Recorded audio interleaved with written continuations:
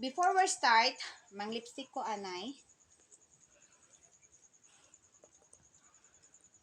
Kay bisan tae ni karong content akong karong hapon, at least makapang lipstick ta fights na. So welcome to Armstrong Farmstead. Armstrong Farmstead, we are follow the practices of regenerative agriculture. Regenerative agriculture means healing the soil. So kay healing the soil man ta, atong mga niwang na naton ka mga baros nga mga lupa aton niwat patambokon.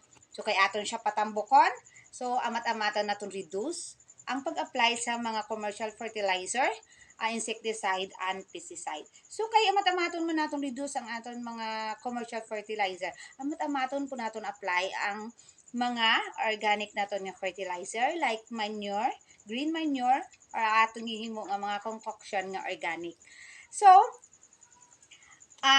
amo na siyang ginasiling nga bisan hinay-hinay lang kay syempre mag-practice ta sang regenerative agriculture, mas spend siya to 3 to 5 years. Kami gani mga 3 years na amat-amat na namon nakitaan ang mga improvements ang amon nga farm. So mga medyo kulang paguro kami mga 3 years kay pag imo namon sini nga farm, pagsubo namon sini nga farm, pitigi siya kaniwang mabuhi taon kugon lang. So amo na siya nga bisan hinay lang siya, amo na yung tawag nga slowly but surely. So amo na nga nagsagod kami sang kanding para amo kuan sang source namon sang amon nga manure. Pakita na kung karon sa inyo ang amon nga source sang manure. Ali. Amon ni siya, ang dalom sa amon ang tintigan pagin. Balang sa amon nga building nga puno siya sang taisang kanding. Kabantay ka mo nga ang amon nga ground or ang amon flooring is tagilid para hindi na siya mastakda ang ihi sang kanding. Para mabilin siya, purely lang din siya nga taisang kanding. So amo na siya nga scrape paabot diri sa ubos. Diri sa ubos. Dili di ka, di na to akong palagang man. Ako anay pala. Ato lang oh. Ari di oh. Ato lang oh.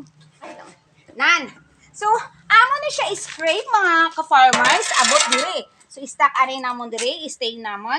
And then, kung medyo puno na siya, amo na po siya idalon diri.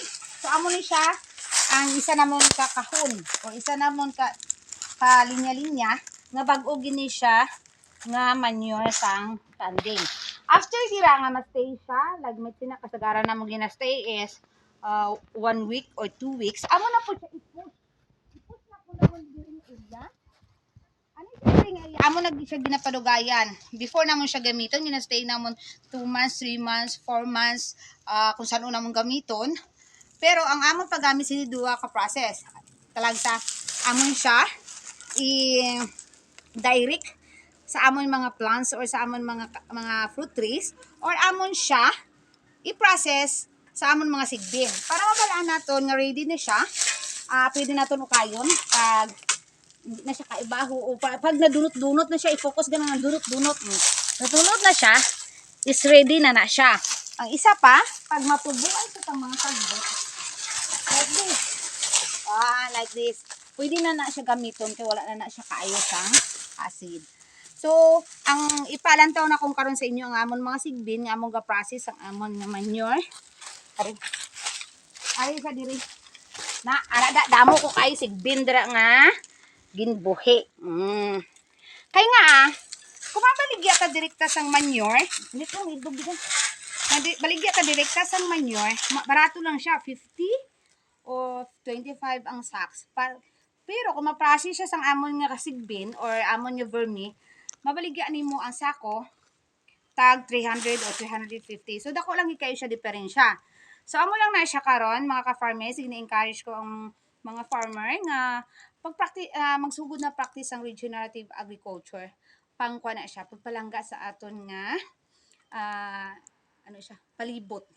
Pagpalangga sa aton nga lupa para mabalik naton sa una nga panahon nga hindi na ta mag-apply sang mga abono. Amat-amat lang. Sa kadugayan ma-achieve lang gina. Okay, thank you. Amo lang namon ma-share karon nga hapon and take care everyone.